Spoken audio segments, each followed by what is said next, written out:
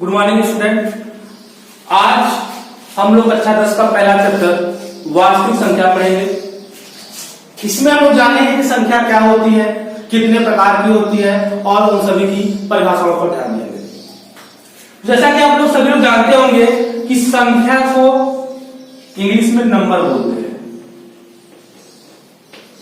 और संख्याओं का प्रयोग शुरू से ही गणनाओं के लिए किया जाता है और जो संख्या होती है ये कई प्रकार की होती है। तो आज हम इसकी चर्चा करेंगे कि संख्या होती कितने प्रकार की है।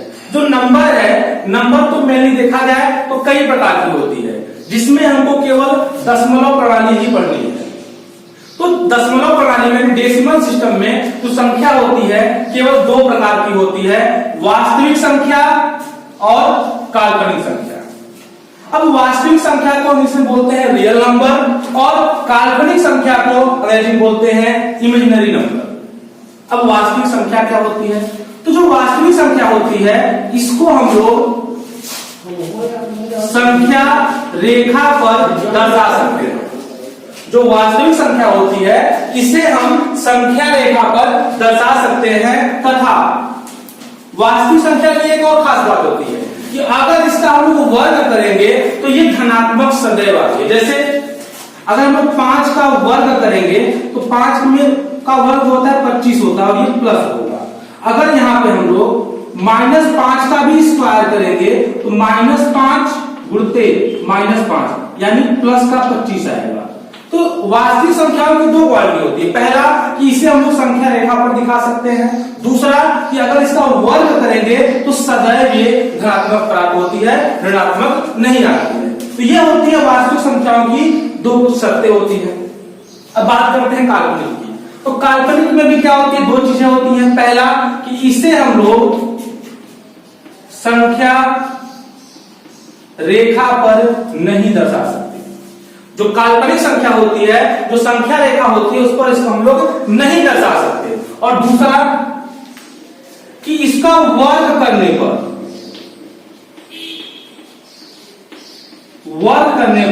ये ऋणात्मक प्राप्त होती है। अब ऐसी कौन सी संख्या है जिसका वर्ग करें तो ऋणात्मक होगी?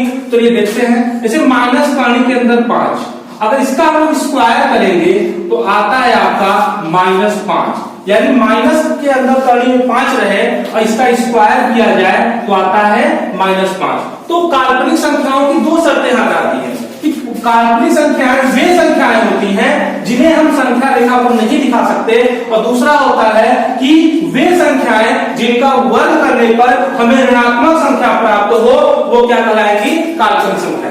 तो काल्पनिक संख्याओं को पहचानने का सबसे आसान तरीका है कि वो कर्णी के अंदर हमेशा माइनस में रहेंगे। जैसे माइनस के अंदर कर्णी में 5 हो गया, माइनस के अंदर कर्णी में 3 हो गया, माइनस के अंदर कर्णी में 4 हो गया।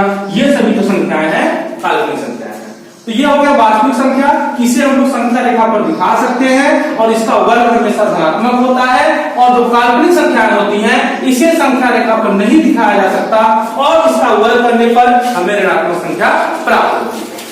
इसके बाद जो हमको कक्षा 10 में पढ़ना है केवल वास्तविक संख्या ही पढ़ना है, काल्पनिक का हम लोग अभी बात नहीं करेंगे। तो आते हैं हम वास्तविक संख्याएं। तो वास्तविक संख्याओं को मेनली दो भागों में ही बांटा गया है। इसमें पहला है परिमेय संख्या और दूसरा है आपका अपरिमेय संख्या। परिमेय संख्या को इंग्लिश में बोलते हैं रेशनल नंबर एंड अपरिमेय संख्या को बोलते हैं इरेशनल नंबर। अब परिमेय संख्या क्या होती है तो आइए देखते हैं परिमेय संख्या के बारे में हम लोग। तो परिमेय संख्या जैसा कि आप देख रहे हैं रेशनल नंबर लिखा हुआ है, तो ऐसी संख्या जिसे p/q के रूप में लिखा जा सके, ऐसी संख्या जिसे p/q के रूप में लिखा जा सके तथा q is not equal to 0, यानी कि q है ये 0 नहीं होना चाहिए, तो जो संख्या कहलाएगी वो परिमेय संख्या होगी। तो जैसे एग्जांपल की बात करते हैं हम लोग, तो हो गया आपका 22/7। अब 22 में देखिए तो ये आपका हो गया p और ये हो गया q, तो q तो 0 नहीं है इसलिए क्या होगी? परिमेय संख्या होगी। 13/8, यहाँ p का मान हो गया, ये q का मान हो गया, तो ये परिमेय हो गए। दूसरा कंडीशन ये होता है कि p और q दोनों जो होने चाहिए पूर्णांक होने चाहिए। p और q क्या होना चाहिए? पूर्णांक। पूर्णांक की चर्चा हम लोग आगे करेंगे। उसके बाद ये तो हो गई कि जो P बटे Q रूप में लिखी जा सके वो परिमेय कहलाएगी। उसके बाद कुछ ऐसे भी आती है संख्याएं जो दशमलव में होती है। तो दशमलव वाली संख्याओं के लिए हमें दो चीजों का ध्यान रखना होता है कि अगर दशमलव निरूपण शांत हो, दशमलव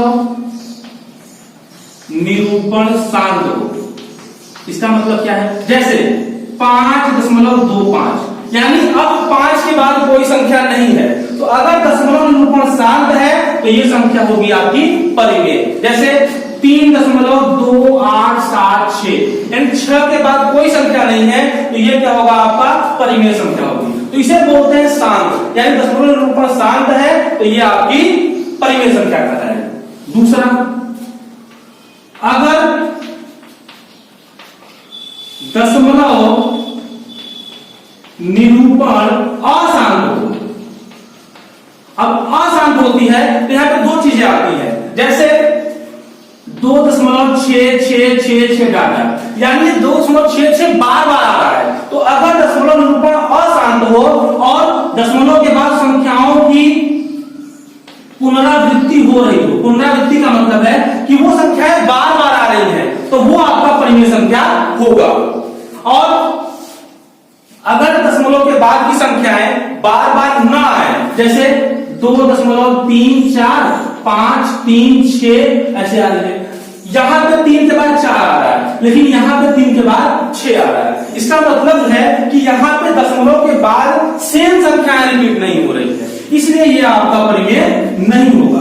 और एग्जांपल देखते हैं हम लोग यहां पे, जैसे 4.235, फिर 235, फिर 235, यानी यहां पे 235, 235, 235 बार बार रिपीट हो रहा है। इसका मतलब जो ये संख्या होगी ये आपकी परिमेय संख्या होगी। तो हमको यहाँ पे ये चीज ध्यान देना है कि अगर दशमलव निरूपण अशांत हो, तो अगर दशमलव के बाद संख्याओं की पुनरावृत्ति बार बार होती है तो वो परिमेय होगा। जैसे यहाँ पे 666 बार बार आ रहा है तो ये परिमेय है, 235 235 235 बार बार आ रहा है तो ये परिमेय है। लेकिन यहाँ पे 3 के बाद 4 आता है, 5, फिर 3 के बाद 6 आएगा, इसका मतलब कि ये संख्या रिपीट नहीं हो रही है, इसलिए संख्या क्या होगी? आपकी अपरिमेय होगी।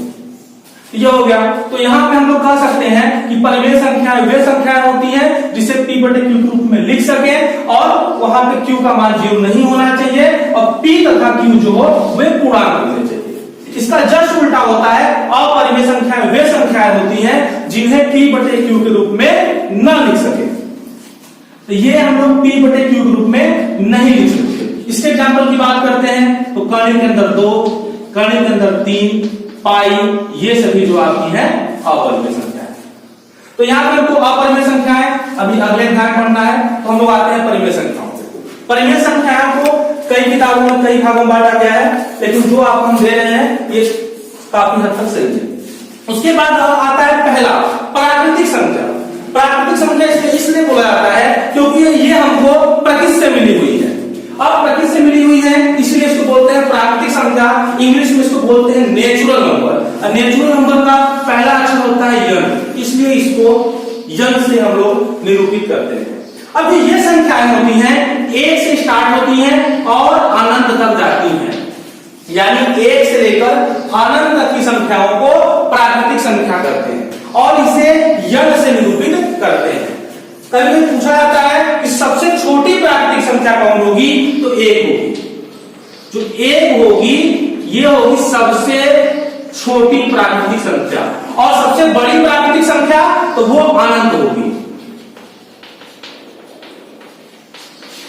उसके बाद आता है पूर्ण संख्या। तो अगर हम लोग प्राकृतिक संख्याओं में केवल 0 मिला दें तो बन जाती है पूर्ण संख्या, यानी 0 से लेकर 0, 1, 2, 3 अनंत, यानी 0 से लेकर अनंत तक की संख्याओं का जो समुच्चय होता है वो आपका पूर्ण संख्या कहलाता है। अब पूर्ण संख्याओं को अंग्रेजी में बोला जाता है होल नंबर, और होल का स्पेलिंग होता है WHOLE, इसलिए पूर्ण संख्याओं को W से प्रदर्शित किया जाता है। इसके बाद आता है आपका पूर्णांक। अब पूर्णांक क्या होता है, तो पूर्णांक होता है इसमें धन, ऋण और शून्य सभी संख्याएं होती हैं, यानी माइनस इनफाइनाइट से लेके प्लस इनफाइनाइट तक के जो सभी पूर्णांक होते हैं वो पूर्णांक कहलाते हैं। जैसे -5, -3, -2, -1, 0, फिर आएगा आपका 1, 2, 3 डॉट डॉट इनफाइनाइट, यानी माइनस इनफाइनाइट से प्लस इनफाइनाइट तक के सभी पूर्णांकों को पूर्णांक संख्या बोलते हैं। अब पूर्णांक को अंग्रेजी में बोलते हैं इंटीजर, इसलिए पूर्णांक संख्या को i से प्रदर्शित करते हैं। अगर संख्या आपकी धनात्मक है तो i के ऊपर प्लस लिख देते हैं, और अगर संख्या ऋणात्मक है तो i के ऊपर माइनस लिख देते हैं। ये आपका हो गया पूर्णांक। इसके बाद आता है भिन्न। भिन्न को इंग्लिश में बोलते हैं फ्रैक्शन। अब कुछ लोग सोच रहे होंगे कि परिमेय संख्या और भिन्न एक जैसे होते हैं, लेकिन इनमें थोड़ा सा अंतर होता है। परिमेय संख्या की परिभाषा हमारी थी कि इसे हम लोग p/q के रूप में लिख सकते हैं, यहां भी वही चीज है, इसे भी p/q के रूप में लिख सकते हैं। तो कहेंगे अंतर क्या है, लेकिन यहां पे q बराबर नॉट इक्वल टू 0 होना चाहिए, यहां भी q equal to not equal to 0 होना चाहिए, यानी जो q है 0 के बराबर नहीं हो सकता। तो आप कहेंगे कोई अंतर नहीं है, यहां पे p और q पूर्णांक होने चाहिए, लेकिन यहां पे p और q पूर्णांक नहीं होने चाहिए, यहां पे वे पूर्ण संख्या होनी चाहिए। पूर्ण संख्या का मतलब कि केवल पॉजिटिव नंबर ही होने चाहिए। अर्थात भिन्न को आप कह सकते हैं कि भिन्न वे परिमेय संख्याएं होती हैं जो सदैव धनात्मक होती है, अर्थात जो भिन्न होती है कभी ऋणात्मक नहीं हो सकती, भिन्न सदैव धनात्मक होती है। भिन्न 0 हो सकती है लेकिन ऋणात्मक नहीं हो सकती है, यही अंतर होता है परिमेय और भिन्न में। तो परिमेय धनात्मक और ऋणात्मक दोनों हो सकती है, लेकिन जो भिन्न होती है ये केवल धनात्मक ही होती है, ऋणात्मक नहीं होती है। इसके बाद आता है भाज्य संख्या। अब भाज्य संख्या क्या होती है, तो भाज्य संख्याएं वे संख्याएं होती हैं जिनके कम से कम 3 गुणनखंड हो। अब 3 का मतलब क्या है कि एक तो 70 गुणनखंड होता है, एक के बाद वो संख्या स्वयं, यानी एक और स्वयं को छोड़कर कोई अन्य भी उसका गुणनखंड होना चाहिए, तो वो कहलाती है भाज्य संख्या। अब भाज्य संख्या तो ये स्टार्ट कहां से होती है, तो ये 4 से स्टार्ट होती है। तो 4, 5, 6, 7 डॉट डॉट अनंत, यानी जो भाज्य संख्याएं होती हैं 4 से स्टार्ट होती हैं। तो कभी कभी पूछा जाता है कि जो सबसे 7 नहीं होगा, नहीं 5 होगा, 4 होगा, 6 होगा, 8 होगा, 9 होगा, ऐसे ही बढ़ते जाएंगे। तो पूछा जाता है कि सबसे छोटी भाज्य संख्या कौन है, तो सबसे छोटी भाज्य संख्या 4 है। जो 4 है आपकी ये सबसे छोटी है, और सबसे छोटी सम संख्या कोई पूछे भाज्य में तो वो 4 होगी, और सबसे छोटी विषम संख्या कोई पूछे तो वो आपकी 9 होगी। तो सबसे छोटी आपकी सम भाज्य संख्या 4 और सबसे छोटी विषम भाज्य संख्या वो 9 होगी। फिर अभाज्य संख्या, तो अभाज्य संख्या को अंग्रेजी बुलाता है प्राइम नंबर, यानी वे संख्याएं जिसमें केवल 2 ही गुणनखंड हो, एक तो 1 होगा, एक स्वयं होगा। जैसे 2 के केवल 2 गुणनखंड है, एक तो 1 है, एक 2 है। 4 आपका भाज्य नहीं होगा। इसके बाद आता है 3 आपका अभाज्य संख्या है, फिर 5 अभाज्य संख्या है, फिर 7 ये अभाज्य संख्या है। तो अभाज्य संख्याओं के गुणनखंड केवल 2 ही होते हैं, एक होता है, एक स्वयं का होता है। कभी कभी पूछ लिया जाता है, 4 विकल्प दिए रहते हैं कि बताइए कौन सा आपका अभाज्य है, कौन सा नहीं है। तो इसके लिए बहुत ही अच्छा फार्मूला है 6n + -1, यानी कि कोई भी अभाज्य संख्या इसी फार्मूले पे डिपेंड करती है। 6n + -1, अगर यहाँ पे हम लोग n का मान 1 रख दें और धनात्मक संख्या यानी पॉजिटिव ले लें और n बराबर 1 रख दें, चलिए देखते हैं। तो 6 इंटू n की जगह पे 1 अब +1, तो 6 × 6 और 1 7 आपका है अभाज्य संख्या। तो आप इस फार्मूले पे बहुत सारे अभाज्य संख्या को ट्राई कर सकते हैं जो हमेशा 6n + -1 पे आएगा। इसके बाद आता है आपका सम संख्याएं। तो सम संख्याएं क्या होती हैं, तो सम संख्याएं वे संख्याएं होती हैं जिसमें इकाई का अंक,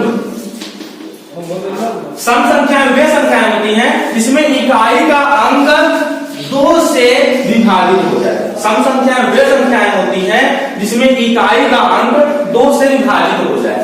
और जो सम संख्याएं हैं यह 0 से शुरू होती है।